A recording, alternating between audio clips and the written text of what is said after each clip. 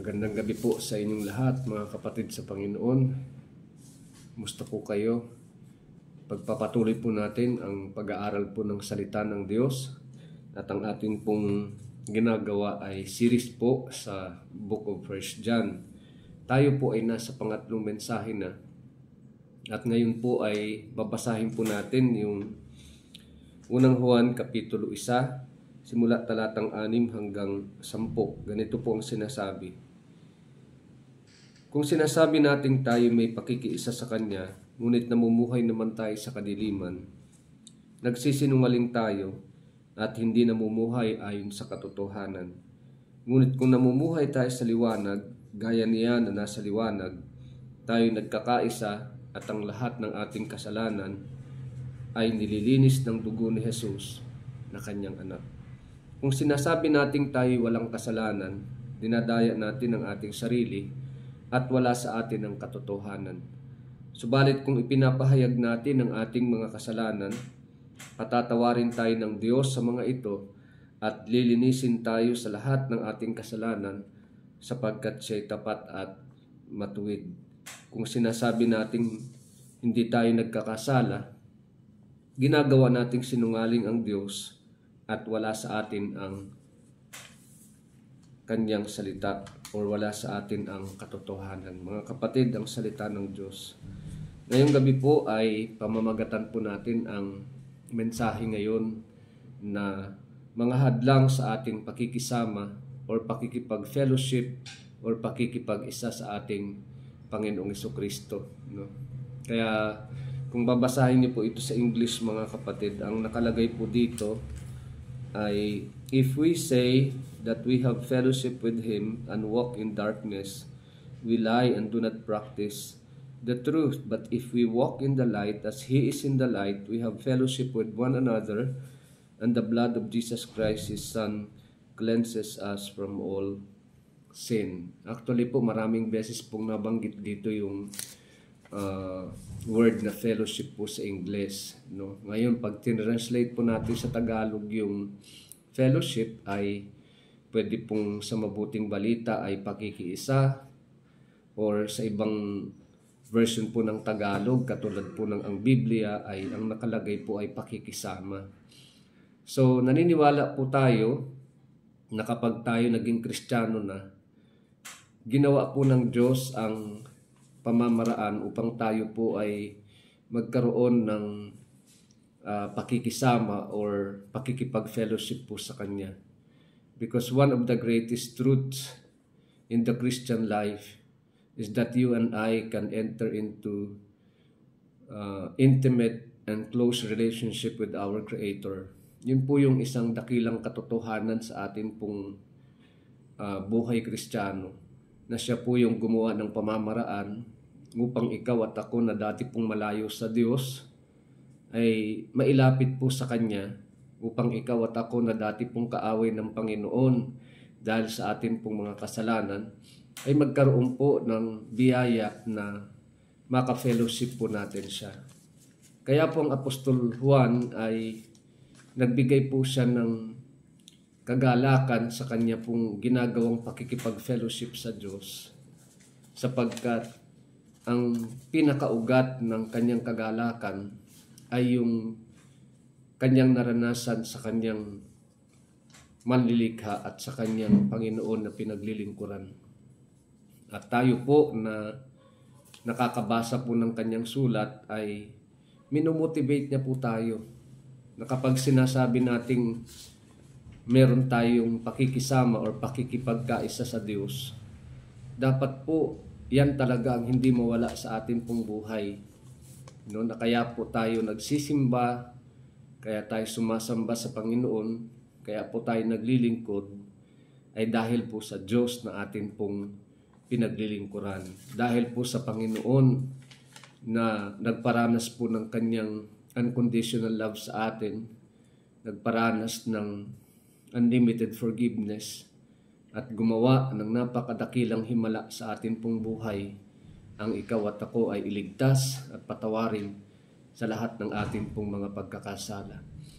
Kaya po mga kapatid, nawa itong atin pong tatalakayin ngayon magbigay po ng maliwanag na katotohanan na sa paglilingkod sa Diyos, sa bawat ginagawa nating pagsamba every Sunday, dapat po nakatingin tayo sa Diyos sapagkat siya po ang dahilan ng ating pong pagtitipon. Siya po ang dahilan kaya po tayo naglilingkod. Siya po ang dahilan kaya po tayo nagkakaisa.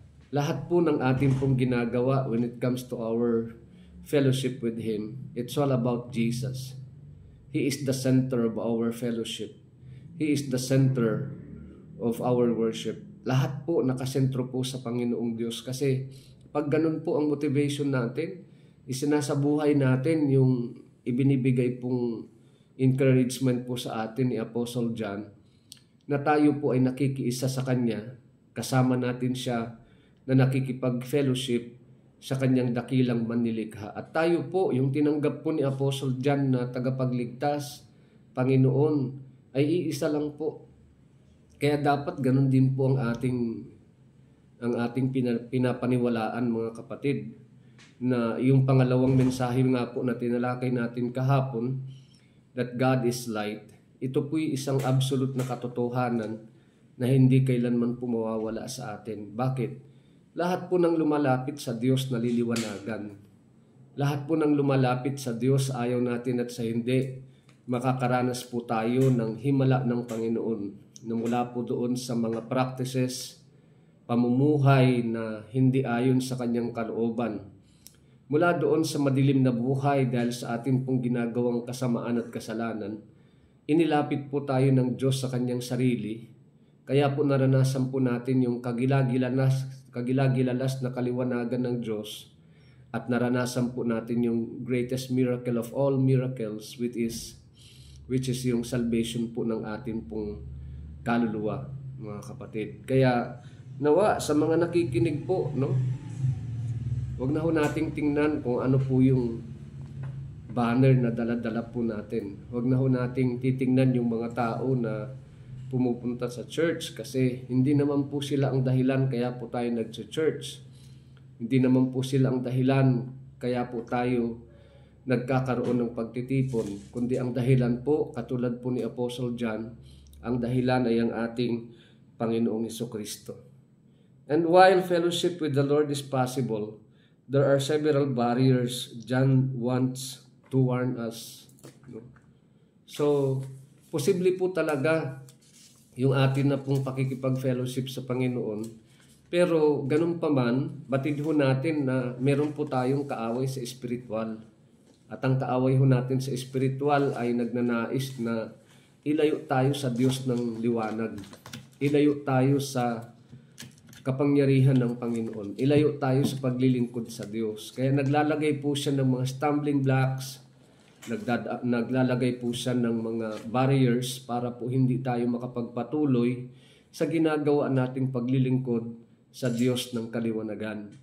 Pero ganun pa man, mga kapatid, ay napakabuti po ng salita ng Diyos sapagkat kahit na po naglalagay ng mga barriers po ang ating kaaway sa spiritual, ay hindi po hinahayaan ng Panginoon na tayo po ay dayain, na tayo po ay matalo ng anumang deception ng kaaway. Why? Because God has given us His words. No, ang salita po niya ibinigay niya sa atin upang sa pamamagitan po ng kanyang mga salita, magkaroon po tayo ng kaliwanagan sa buhay.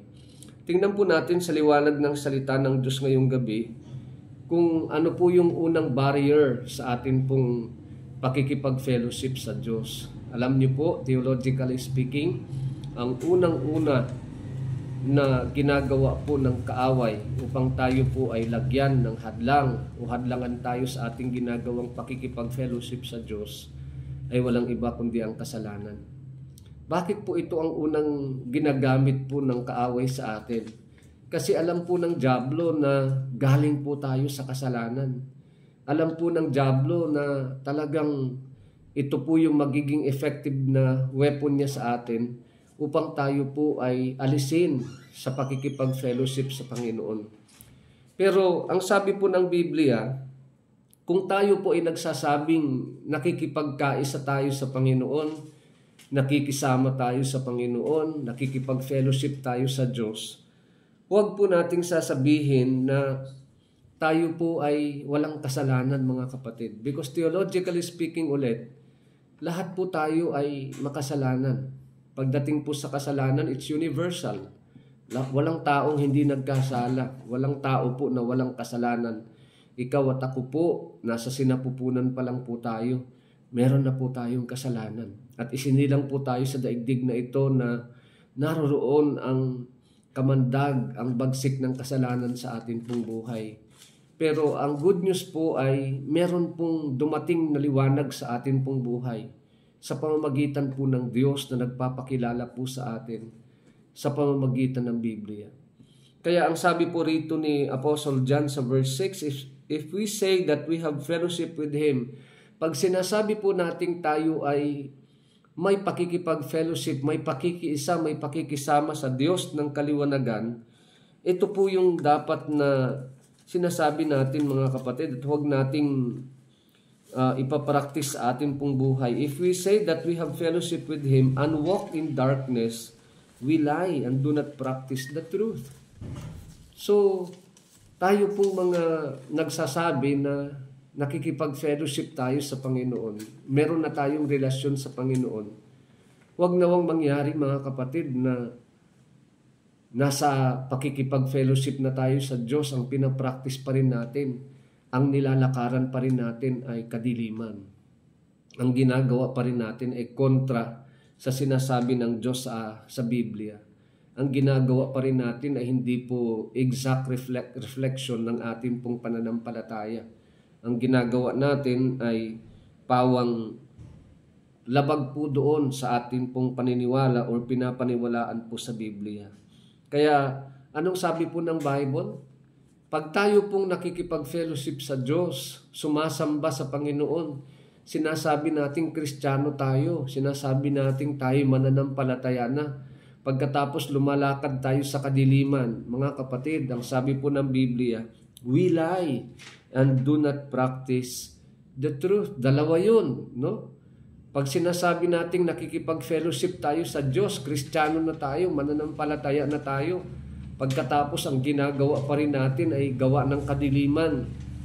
Ang ginagawa pa rin natin ay yung dati nating buhay. Ang nananaig pa rin sa ating buhay ay kasamaan at kasalanan. Mga kapatid, dalawa yung masamang epekto sa ating pong buhay. Ang sabi po ni Apostle John, we lie and do not practice the truth. Nagsisinungaling tayo at hindi po tayo nagsasabuhay ng katotohanan. Kaya nga po sa bawat pangangaral, mga kapatid, ng salita ng Diyos, napakahalaga ng application. Why? Kasi yun po yung reflection kung naintindihan mo yung salita ng Panginoon. Yun yung pagpapatunay kung talagang naintindihan mo ang pinapakinggan mo tuwing araw ng linggo o binabasa mong salita ng Diyos sa bahay mo or kung saan mang lugar na meron po tayong time reading the Word of God. But one of the most important part when we are hearing the Word of God is the application of what we are hearing about. Mga kapatid sa Panginoon, mahalaga po na kung sinasabi nating Kristiyano tayo, nakikipag-fellowship tayo sa Panginoon, kung sinasabi natin ang kinikilala natin sa ating pong buhay, ay yung sinasabi po ni Apostle John na Diyos na kanyang pinaglingkuran, Diyos na nagparanas ng kanyang kaluwalhatian, kanyang nakita, kanyang narinig, kanyang napagmasdan, kanyang nahawakan. Mga kapatid, dapat maging the same God din yung atin pong pinaglilingkuran. At kapag pareho lang yung Diyos na atin pong pinaglilingkuran, katulad po nila Apostle John na nauna po sa atin sa paglilingkod, mga kapatid, dapat ipakita at ipahayag natin na talagang tunay tayong nakikipag-fellowship sa Diyos. Kasi isa nga po talagang kasinungalingan kung sinasabi natin Kristiyano tayo, pagkatapos wala namang pagsasabuhay. Kung sinasabi nating anak tayo ng Panginoon, pagkatapos hindi naman tayo gumagawa ng pagpapatunay na tayo po'y anak ng Diyos, then it's useless. No? And those people who are confessing and professing that they truly belong to Jesus Christ, and yet they do not practice the Word of God, They lie, mga kapatid. Sila po'y nagsisinungaling. At dahil nagsisinungaling sila, sabi po ng Bible, ay hindi sila nagpa-practice talaga ng katotohanan. Mga kapatid, hindi po lahat ng pumupunta ng church ay meron pong tinatawag na pagsasabuhay ng salita ng Diyos. Especially nowadays, na yung pakikinig po natin ng Word of God, ng salita ng Diyos, was being challenged by the technology that we have right now. And because it was being challenged by the technology, there are a lot of people who are coming into the church in every Sunday na talagang nakinig lang pero hindi naman po naintindihan. Pagkatapos, naintindihan nga pero hindi naman isinabuhay. Ano po ang kwenta nung napakinggan mo pagkatapos ay naintindihan mo, pagkatapos hindi mo isinabuhay? Baliwala yun, mga kapatid. Kasi ang nire-require ho sa atin ng Panginoon ay obedience, application of the truth. No?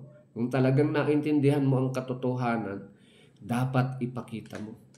No? Kaya po tayo nababago day after day ng ating pong buhay kasi ina-apply po natin ang salita ng Panginoon.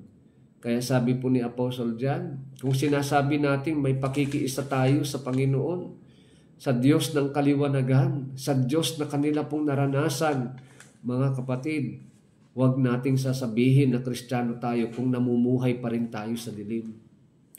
Huwag nating sasabihin Kristiyano tayo kung hanggang ngayon, paglabas mo ng simbahan, ang ginagawa mo ay hindi naman po reflection, hindi naman po kapahayagan ng pagiging Kristiyano, kundi mga bagay, mga gawa ng mga sanlibutan, mga gawa ng mga taong alipin pa rin ng kasalanan at alipin pa rin ng kasamaan. Mga kapatid, ang pinaka-the best na kapahayagan na tayo po'y Kristiyano ay ipinapakita natin hindi po sa salita, kundi sa gawa at sa pang-araw-araw nating pamumuhay na totoo tayong Kristiyano. Sapagkat pag hindi ho natin ito ginagawa, sabi po ni Apostle John, nagsisinungaling lang tayo at hindi ho tayo nagpa-practice ng katotohanan. Application for the truth is really an application day after day ng ating pong buhay. No? Gusto mo nang maranasan yung pagbabago sa buhay mo, kailangan po lagi tayo nagpa-practice na isinasabuhay po natin ang katotohanan. Huwag mo nating gayahin nung araw na simba lang tayo ng simba pero wala naman pong nangyayari sa atin pong buhay. Sinasabi nating relihiyoso tayo. Sinasabi nating tayo po ay taong simbahan. Pero wala naman pong pagbabago. Ganun pa rin ang buhay natin. Wala naman po tayong takot sa paggawa ng kasamaan at kasalanan. Hindi mabago yung ugali natin. Hindi ho natin ipinapabago sa Panginoon. Kaya po napakahalaga mga kapatid na alisin natin ang kasalanan. Kasi ang humahad lang po sa ating pakikipag-fellowship sa Diyos ay walang iba kundi ang kasalanan. So kung ikaw na nakikinig ngayon, alam mo sa sarili mo kung ikaw ay nagsasabuhay ng salita ng Diyos o hindi. Kapatid, magpaka-Kristiyano tayo. Kapatid, ipakita natin na totoo tayong anak ng Diyos.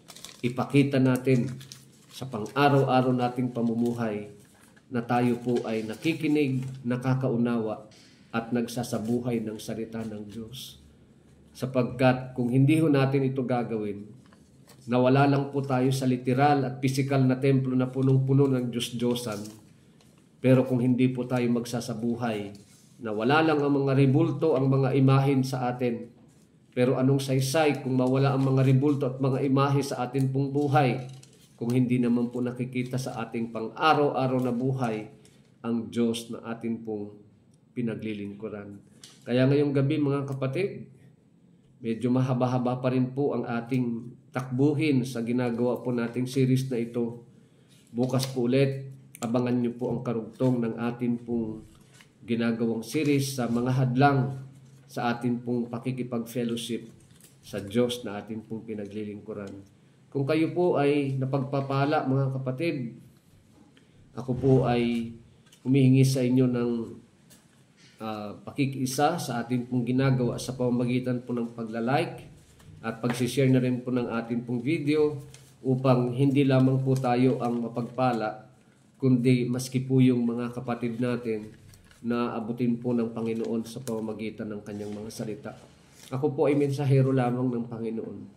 Ang may magagawa po ay ang Diyos na atin pong ipinapahayag, ang Diyos na atin pong ibinabahagi. Kasi maliwanag po sa akin na tayong mga tao ay daluyan lamang ng Panginoon. Pero sa theological na pagkaunawa, ang Diyos ang nagliligtas, ang Diyos ang nagbubukas ng kaisipan ng tao, ang Diyos ang nagpapahayag, ang Diyos ang karapat-dapat na bigyan ng karangalan at kaluwalhatian at wala na pong iba. Pagpalain po tayo ng ating Panginoong Diyos at nawa lagi nating maranasan ang kanyang makalangit na pag-iingat sa ating lahat.